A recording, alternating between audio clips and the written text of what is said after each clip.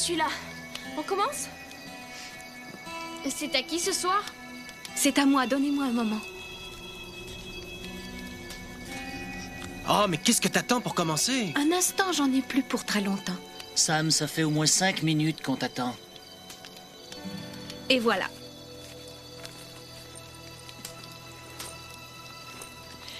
Désolée, mais c'est bientôt l'anniversaire de ma grand-mère et je n'ai même pas eu le temps de lui envoyer une petite carte. Et comment ça? J'ai un emploi du temps tellement chargé. Je travaille comme bénévole à la bibliothèque centrale et à l'hôpital. Et ça m'est sorti de la tête. Je comprends, après tout. Pourquoi faire le jour même ce qu'on peut remettre au lendemain? Non, on doit toujours finir ce qu'on a commencé, Franck. Car dans la vie, on ne sait jamais ce qui peut arriver. Ah, il y a toujours un moyen d'arriver à se débrouiller. C'est là que tu as tort. Tiens, par exemple, imagine que tu as une chose vraiment importante à effectuer, mais que malheureusement, un événement t'en empêche. Comme quoi? Comme par exemple, un décès. Et c'est aussi pourquoi, quelles que soient les circonstances, il faut laisser parler son cœur. Parce qu'il se peut fort bien que jamais nous n'ayons l'occasion de le faire. Soumise à l'approbation de la Société de minuit, j'intitule cette histoire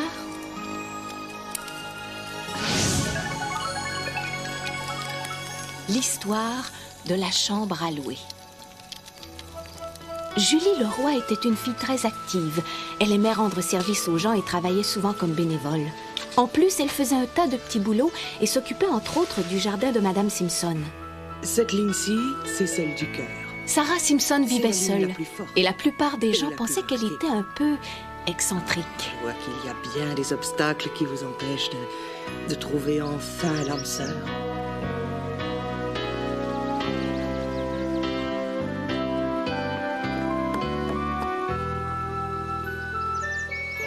Zut.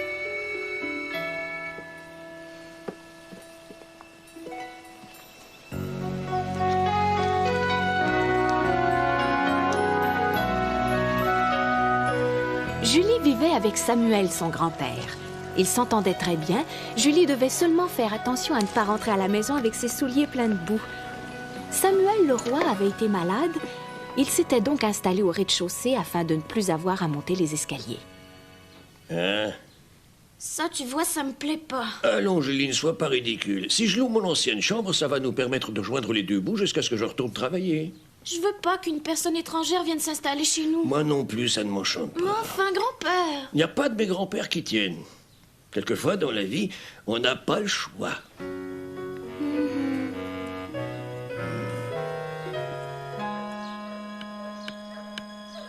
Dépêche-toi, on va manquer la première partie du film. Et tu sais qu'il y a vraiment une chose que je...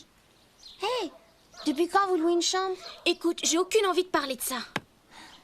Bon, d'accord. J'ai adoré le moment où les zombies s'avançaient tout doucement. Ouais, mais je crois que j'ai préféré la scène où le cadavre se met à dévorer les gens. Ça, c'est ce que j'appelle du bon cinéma. Oh, et attends. Qu'est-ce qu'il y a? Il faut que j'aille chercher mes $10 chez Madame Simpson.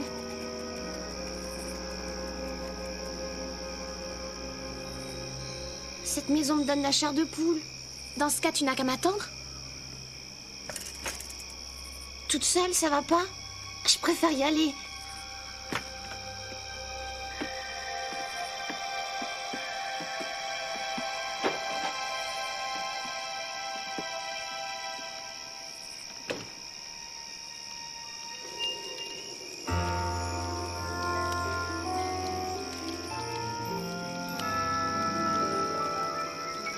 Qu'est-ce qu'elle est en train de faire? J'en ai aucune idée. Elle est complètement dingue. Viens, allons-nous-en. Je veux m'en aller. Alex.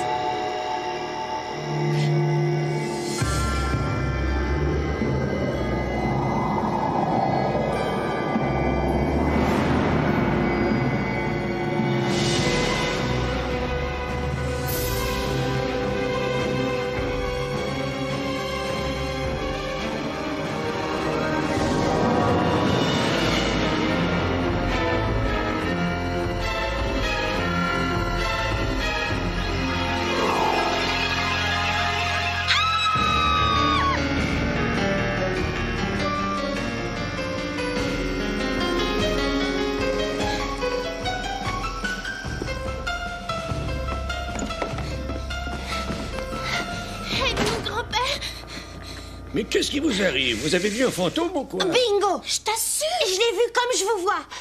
Qu'est-ce que vous racontez On a là? vu un fantôme. Arrêtez de vous ficher de moi. Je te jure qu'on se fiche pas de toi. On était chez Madame Simpson, on l'a vu s'échapper. Il passe à travers les murs. Vous étiez là-bas. Je comprends tout maintenant. Et que faisait-elle au juste, cette gentille dame, quand le fantôme s'est matérialisé? Elle dormait, ou plutôt je crois qu'elle était en transe. Et dis-moi, que faisiez-vous chez elle à cette heure de la nuit? Ben, on revenait du cinéma. Ce soir, il y avait la colère des morts.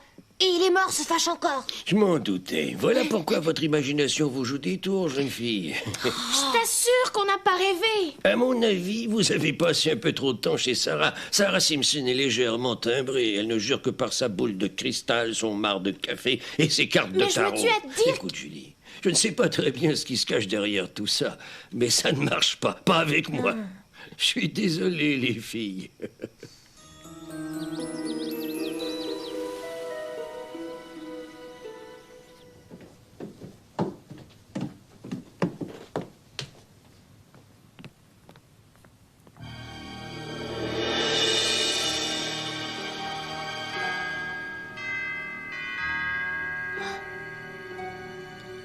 Bonjour, je viens pour la chambre à louer. Mais bien sûr, entrez.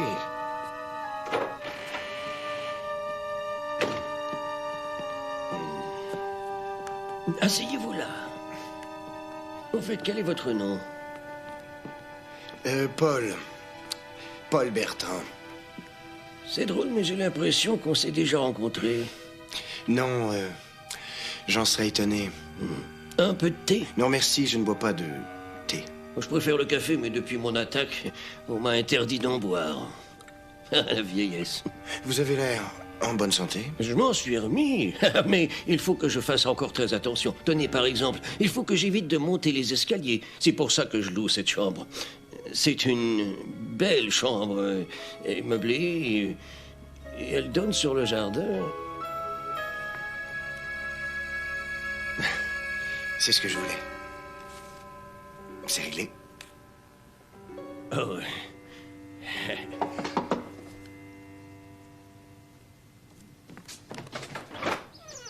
Ne bouge pas, je reviens.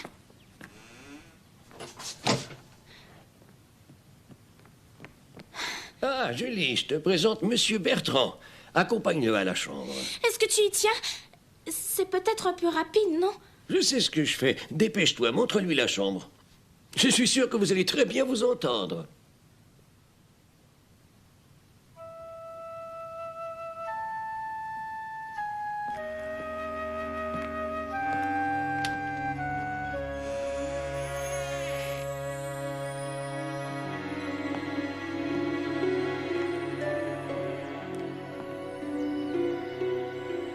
Il faut que j'aille à l'école.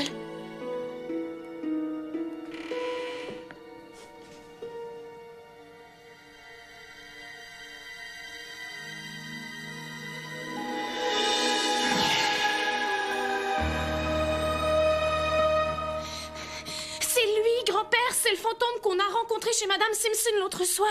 Qu'est-ce que tu me racontes là, Julie? Ce n'est pas en inventant des histoires que tu me feras changer d'avis. On a besoin de cet argent et Monsieur Bertrand est très gentil. Écoute, à partir de maintenant, je ne vais plus entendre un mot.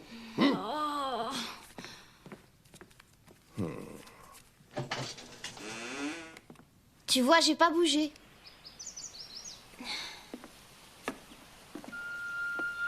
Il est chez nous. Qui ça? Le fantôme. Il vient juste de louer la chambre. Hé, attends, où est-ce que tu vas? Je n'ai aucune envie de tomber nez à nez avec lui, figure-toi. Il faut à tout prix qu'il s'en aille de chez vous. C'est pour ça qu'on va rendre visite à Madame Simpson. Vous êtes sérieuse? Il est vraiment passé par le plafond? Est-ce qu'il était 9 heures? 9 heures juste, on a entendu la pendule. Ça a marché! Qu'est-ce qui a marché? Eh bien, j'ai effectué un rituel très particulier qui sert à convoquer les esprits que les médiums appellent l'ouverture. L'ouverture? Oui. On ne peut le faire qu'à la 9e heure, de la 9e journée, du 9e mois de l'année. C'est la possibilité pour les esprits de venir terminer ce qu'ils n'ont pu achever lorsqu'ils étaient en vie. C'est-à-dire qu'on leur donne une autre chance? C'est tout à fait ça. Mais attention, ils n'ont que jusqu'à minuit le soir de la prochaine pleine lune pour accomplir leur tâche. Et c'est quand la prochaine pleine lune? Demain soir. Il reste pas beaucoup de temps. Non, et ce qui rend la chose encore plus difficile, c'est qu'en tant qu'esprit, ils n'ont pas de forme physique, donc pas de pouvoir. Si bien que s'ils veulent accomplir quoi que ce soit, il faut qu'ils trouvent un être humain dans lequel ils vont s'incarner. Madame Simpson, j'aimerais vraiment que vous veniez le voir. Ah oui. Non, je ne pense pas que ton grand-père apprécierait ma visite. Sans compter que je dois rester là. Pourquoi? Parce que les esprits repartent de l'endroit où ils sont apparus. C'est ce qui va se passer. Et je tiens à être là. C'est tout.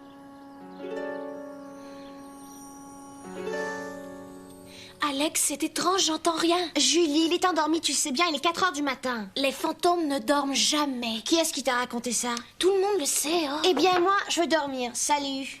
Je te l'interdis. Essaie de m'en empêcher. Mais imagine un instant qu'il décide de se réincarner en toi. Dans ce cas, réveille-moi. Oh, debout, Alex. Allons manger quelque chose. Tu vas voir, ça va te redonner de l'énergie. Mais j'ai pas envie d'avoir d'énergie. Oh.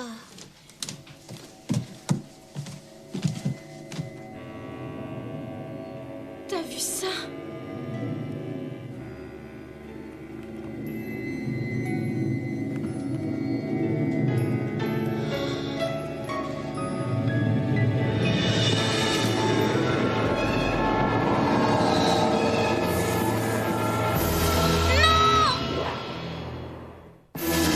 Viens, dépêche-toi. Aide-moi, vite.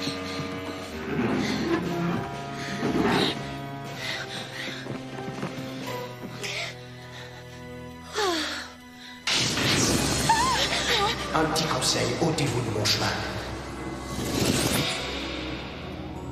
C'est pas demain la veille que je vais redormir chez toi, Julie Leroy. Il en a pas après moi, il en a après grand-père. Comment ça? Madame Simpson nous a dit que les esprits devaient se réincarner dans un corps afin d'accomplir leur mission. On doit prévenir grand-père. Oh. Grand-père, réveille-toi, je t'en supplie. Quoi? Qu'est-ce qui se passe? Le fantôme s'est attaqué à toi. Quoi? Qu'est-ce que tu disais? Le fantôme cherche à se réincarner en toi. Oh, et c'est pour ça que tu me réveilles. Il faut nous croire. On peut même te le prouver. Oh.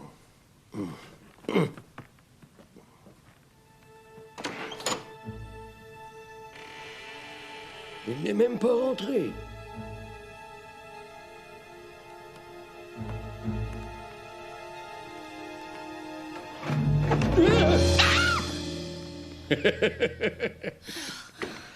C'est à mon tour de rigoler. Allez, retournez dormir. Les histoires de fantômes, c'est terminé. Si on regardait encore une fois dans le placard.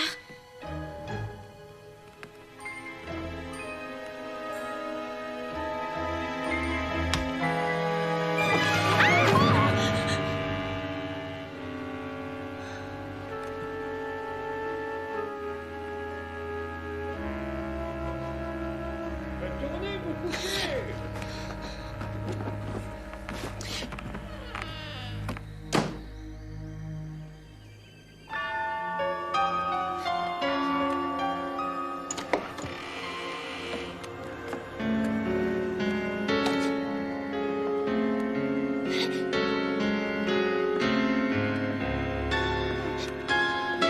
Laissez-moi, je vous en prie.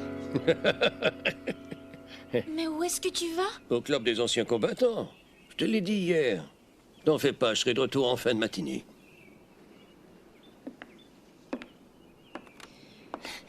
Tant qu'il sera là-bas, en tout cas, il n'y aura rien à craindre. Il faut trouver quelqu'un à qui en parler. Tu dis que le fantôme a essayé de s'incarner en lui? Oh, c'est merveilleux, les enfants! Vous m'excuserez, mais moi je trouve ça affreux. Allez, renvoyez-le chez lui qu'on n'en parle plus. Ce n'est pas aussi simple que tu le penses. Grand-père a été très malade, il n'a pas besoin de ça. Viens ici, Julie. Vite, viens voir.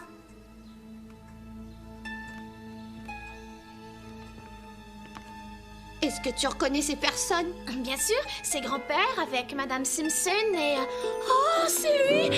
C'est le fantôme qui habite chez nous! Mais ce n'est pas possible. C'était mon fiancé, Jacob. Vous avez épousé un revenant? Oh non, bien sûr que non.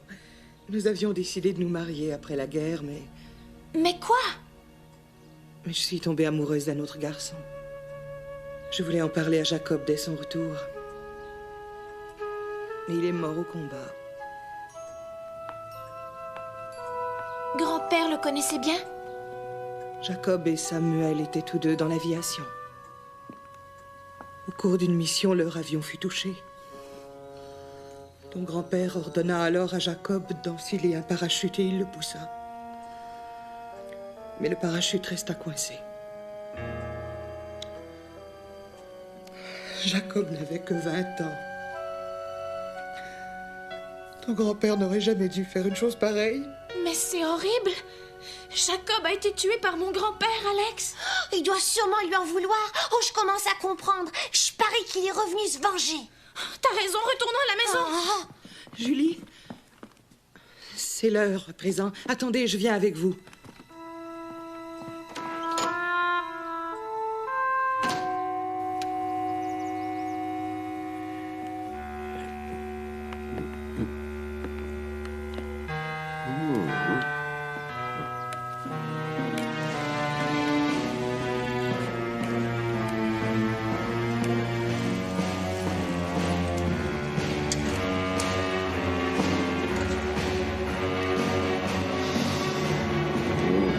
Grand-père? C'est moi! Comment ça va? Je me sens très bien. Madame Simpson est là.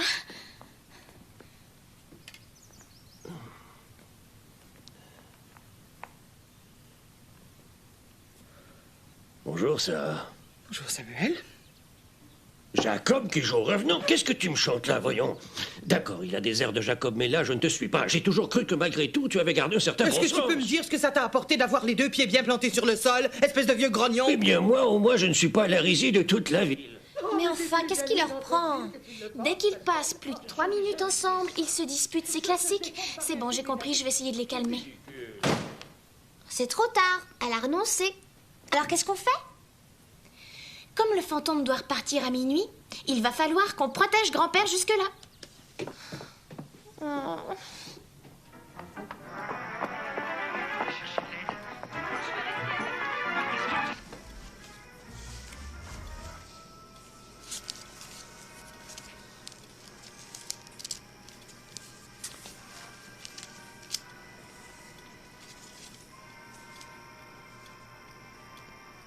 Je t'aimerai toujours, Sarah. Grand-père et Madame Simpson. Nous vous avons reconnu, Dr. Brooke.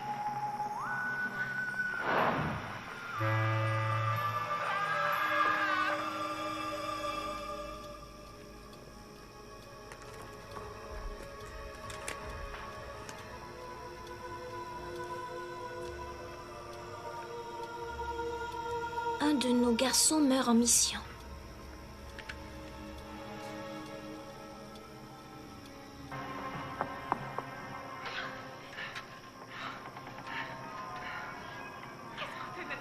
Écoutez, c'est peut-être vraiment vous, mais je suis certain que Jacob est bien sorti avec vous.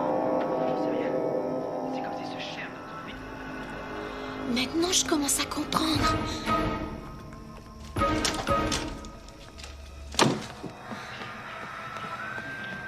Grand-père, j'ai trouvé le journal! Où est-ce qu'il est allé? Tu m'avais promis de veiller sur lui pendant mon absence. Allô, oui? Julie, pourquoi est-ce que ton grand-père regarde fixement ma fenêtre? Julie? Ne bougez pas, on arrive. Mais qu'est-ce qu'il y a? Ça y est, le fantôme s'est réincarné dans grand-père.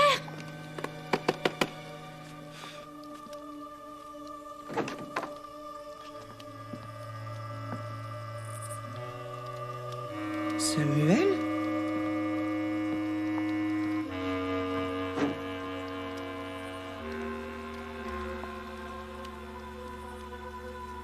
Tu m'as manqué, Sarah.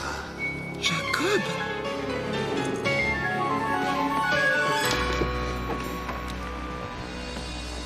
t'approche pas. Jamais je ne vous laisserai faire de mal à mon grand-père. Ton grand-père va continuer à vivre, mais avec mon esprit. Il retournera dans l'au-delà à ma place. Et nous serons enfin réunis, ma chérie. Ne faites pas ça. Arrête, Julie. Ce n'est pas ton grand-père. Jacob, je t'en prie, pardonne-lui. Il m'a dépossédé de ma vie, Sarah. Je suis mort à cause de lui. Il est normal qu'il en paie les conséquences. Ce n'était pas sa faute. Il voulait vous sauver, c'est inscrit dans son journal. Quel journal? Il l'a écrit pendant ses années de guerre. L'avion était en feu et le cockpit commençait à s'emplir de fumée. Je donnais l'ordre à tout le monde de sauter, mais il manquait un parachute. Il ne restait plus que Jacob et moi à bord. Il ignorait qu'il n'y avait qu'un parachute. Je lui dis saute et je l'ai poussé.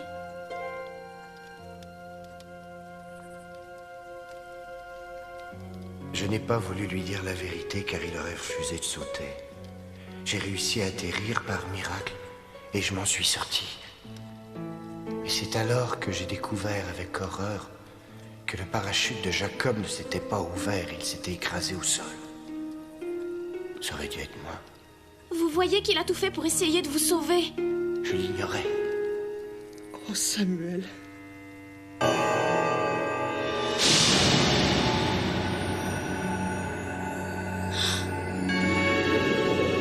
Ne faites pas ça. Il le faut. Nous pourrions enfin être réunis, Sarah. Je suis désolée, Jacob. Je n'ai pas eu le temps de te le dire, mais c'est de Samuel que j'étais vraiment éprise. Et pendant toutes ces années, je me suis mise à l'haïr pour une chose qu'il n'a jamais faite. Je vous en supplie, il était votre ami. Oh, je t'en prie, Jacob, sauve-le tout comme lui t'a sauvé.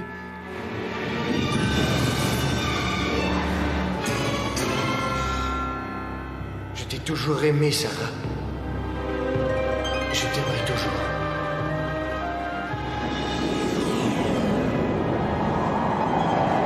Remercie-le pour moi.